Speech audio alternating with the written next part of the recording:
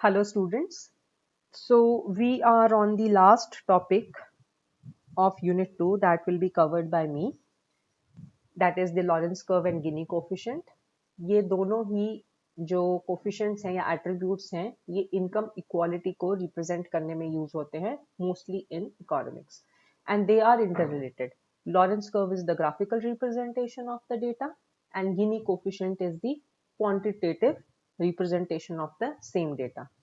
So इस video में हम देखेंगे कि लॉरेंस कर्व क्या है और उसको हम कैसे यूज कर सकते हैं. So लॉरेंस कर्व को हम concentration curve भी बोलते हैं. It was given by this gentleman named as Max Lorentz. He was an American economist and way back in 1905 he developed this curve. He developed this graphical representation. अब ये जब इन्होंने इसको डिराइव किया था तो ये इकोनॉमिक्स के कॉन्टेक्स्ट में डिराइव किया था. मतलब एक कंट्री की वेल्थ या जो क्यूमुलेटिव उसकी इनकम है पूरे कंट्री की वो कैसे डिस्ट्रीब्यूटेड है उसके इंडिविजुअल के पास, उसको रिप्रेजेंट करने के लिए इन्होंने लॉरेंस कर्व को इन्वेंट किया था या फिर डिराइव किया था. So basically it was used to denote और represent the inequitable distribution of income graphically. लेकिन अब लॉरेंस कर्व को हम और जगह पे भी यूज कर सकते हैं. जैसे इकोलॉजिस्ट हैं वो distribution of population of a different species को रिप्रेजेंट कर सकता है. तो बेसिकली कहीं भी आपको अगर डिस्ट्रीब्यूशन दिखाना है और उसके कॉन्टेक्स्ट में उसके पास कितने रिसोर्सेज हैं उसको रिप्रेजेंट करना है तो हम लॉरेंस कर्व को यूज कर सकते हैं.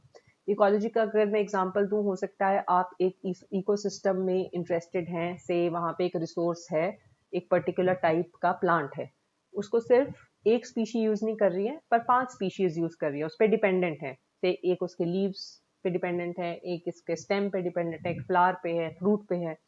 तो उस रिसोर्स को, उस प्लांट को किस तरीके से डिफरेंट स्पीशीज जो हैं, पॉपुलेशंस जो हैं यूटिलाइज कर रही है, कैसे डिस्ट्रीब्यूटेड है वो रिसोर्स उन इंसेक्ट्स की पॉपुलेशन को के पास, उसको भी आप लॉरेंस कर्व से रिप्रेजेंट कर सकते हैं.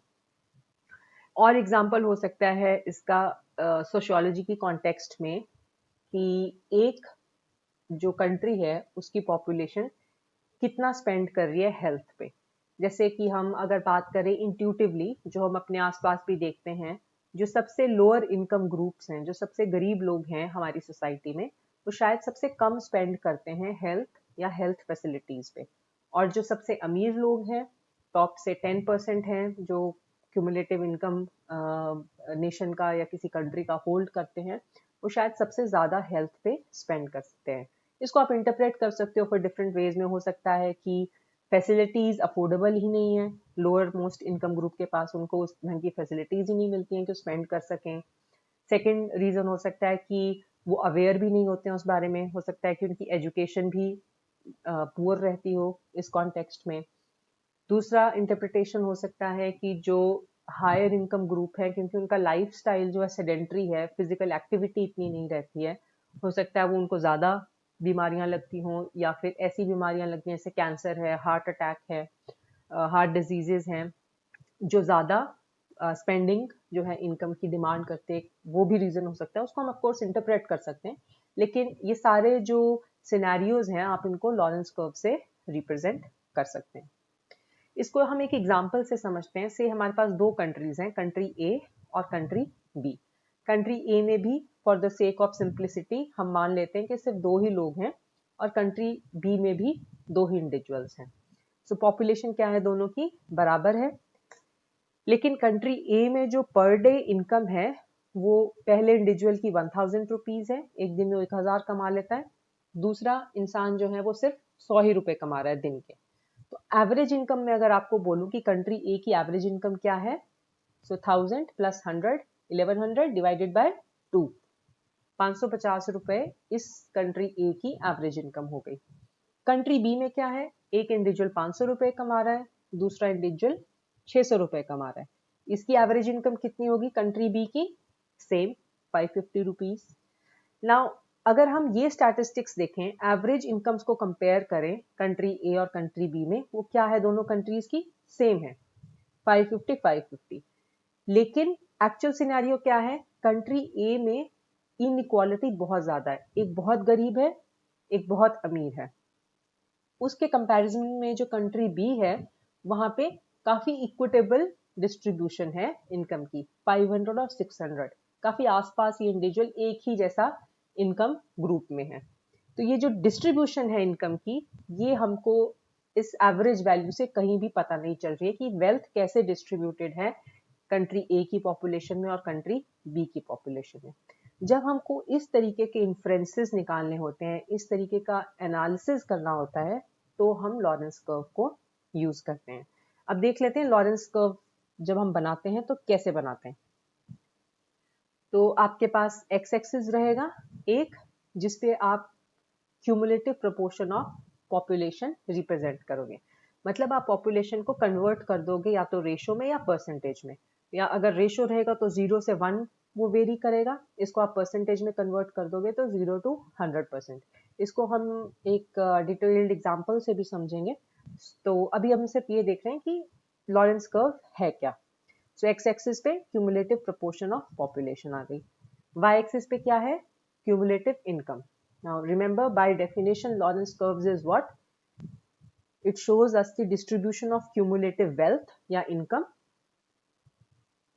how it is distributed among the population. So x-axis पे population, percentage या cumulative proportion, और y-axis पे percentage of income और cumulative income। और इसको भी हम 0 to 100 रिप्रेजेंट कर सकते हैं या 0 to 1 अगर आप रेशोज ले रहे हैं तो। अब ये वाली लाइन क्या है, इसको हम कहते हैं लाइन ऑफ इक्वालिटी। इस लाइन ऑफ इक्वालिटी में एंगल क्या है, 45 डिग्रीज। इसका क्या मतलब हुआ, इसका ये मतलब हुआ कि अगर मैं 10% ऑफ पॉपुलेशन को देखूं तो उसके पास 10% ही टोटल क्यूमुलेटिव इनकम होगा उस कंट्री का या उस सोसाइटी का। सिमिलरली अगर मैं 50% ऑफ पॉपुलेशन को पूछूं कि कितनी उसके पास वेल्थ है, तो वो 50% ही क्यूमुलेटिव इनकम होल्ड करेगी। और ये आइडियल केस सिनेरियो होगा जो रियल वर्ल्ड में एक्चुअल में नहीं होता है। सो लाइन ऑफ इक्वालिटी क्या रिप्रेजेंट कर रही है, line of equality ideal case scenario represent कर रही है कि ऐसा होना चाहिए। अगर 10% जो लोअर मोस्ट 10% हैं किसी भी कंट्री में पॉपुलेशन के, वो कम से कम 10% जो है वेल्थ को होल्ड करेंगे। सिमिलरली 50% जो पॉपुलेशन है उस कंट्री की, वो 50% जो है वेल्थ को होल्ड करेगी। इसको हम क्या कह देते हैं, लाइन ऑफ इक्वालिटी। इस लाइन ऑफ इक्वालिटी में सेम रहेगा आपका परसेंटेज ऑफ पॉपुलेशन और परसेंटेज ऑफ इनकम। लेकिन हमको पता है दुनिया क्या है, परफेक्ट नहीं है। रियल वर्ल्ड सिनेरियो बहुत डिफरेंट होता है। हमको एम करना चाहिए आइडियल केस सिनेरियो के लिए, लाइन ऑफ इक्वालिटी के लिए। लेकिन ऑफ कोर्स दुनिया में कोई भी ऐसा कंट्री नहीं है जिसके पास बिल्कुल परफेक्ट इक्विटेबल डिस्ट्रीब्यूशन होगी। और जो ये इम्परफेक्ट डिस्ट्रीब्यूशन है वेल्थ का, या फिर इनइक्विटेबल डिस्ट्रीब्यूशन है वेल्थ का, वो रिप्रेजेंट करता है लॉरेंस कर्व। कैसे रिप्रेजेंट करता है, इस तरीके की कॉन्वेक्स या फिर कर्व्ड लाइन से। ये कॉन्केव भी हो सकती है, ये ऐसे भी जा सकती है, लेकिन नॉर्मली ये आपको ऐसे ही देखने को मिलेगी रियल वर्ल्ड डेटा के साथ में। इसमें क्या होगा, से अगेन एग्जांपल लेते हैं हम 50% पॉपुलेशन का। 50% पॉपुलेशन के पास आइडियली कितनी इनकम होनी चाहिए, real world ideal world scenario में 50% ही होनी चाहिए। लेकिन यहाँ पे कितनी है, से 20%। सो 50% जो पॉपुलेशन है लोअर मोस्ट, जो 50% लोग हैं, 50% लोएस्ट आपके पॉपुलेशन में किसी कंट्री में, उसके पास सिर्फ 20% ही वेल्थ है, टोटल वेल्थ उस कंट्री की या उस सोसाइटी की। ये इस लॉरेंस कर्व से हमको पता चल रहा है। एक और लॉरेंस कर्व बनाते हैं रेड कलर में। ये तो और ज्यादा डेविएटेड है लाइन ऑफ इक्वालिटी से। इसमें क्या है, अगेन 50% पॉपुलेशन, ये वाली जो पॉपुलेशन है इसके पास कितनी इनकम है, सिर्फ 5 या 6%। 50% जो आपकी पॉपुलेशन है उसके पास सिर्फ 5 या 6% ही पॉपुलेशन है पूरे सोसाइटी की या पूरे कंट्री की। तो रेड कलर जो है लॉरेंस कर्व का, वहां पे ज्यादा इनइक्विटेबल डिस्ट्रीब्यूशन ऑफ वेल्थ है। बहुत कम लोग जो हैं उस कंट्री में हायर वेल्थ जो है होल्ड कर रहे हैं। जैसे कि से ये 90% मार्क है और यहाँ पे 100 हो गया, तो ये 10% पॉपुलेशन है या उससे भी कम है, वो कितनी आपकी इनकम होल्ड कर रही है? Greater than 80%। सो जो 80% वेल्थ है वो कुछ चंद लोगों के हाथों में इकट्ठी होके रह गई है। सो जो ये रेड कर्व है आपका, ये और ज्यादा इनइक्विटेबल डिस्ट्रीब्यूशन बता रहा है। अब हमने ये भी देखा कि लॉरेंस कर्व सिर्फ वेल्थ और पॉपुलेशन के बीच में नहीं केवल डेटा रिप्रेजेंट करता है, पर आप इसको किसी भी तरीके की डिस्ट्रीब्यूशन शो करने के लिए यूज कर सकते हैं। जैसे ये एग्जांपल है एजुकेशन लॉरेंस कर्व का, जो इंडिया के कॉन्टेक्स्ट में है 2001 एंड 2011। अब आप देखो इसमें वाई एक्सिस में क्या है? क्यूमुलेटिव शेयर ऑफ स्कूलिंग, मतलब कितने परसेंट की जो क्यूमुलेटिव स्कूलिंग है वो आप वाई एक्सिस पे रिप्रेजेंट करोगे। ये रेशियोज में रिप्रेजेंट हुआ है रादर देन परसेंटेज, तो आपने कंफ्यूज नहीं होना है अगर ये 0 to 1 है या फिर 0 to 100% है। उसको अगर आप सिंपली 100 से मल्टीप्लाई कर दोगे तो ये परसेंटेज टर्म्स में आ जाएगा।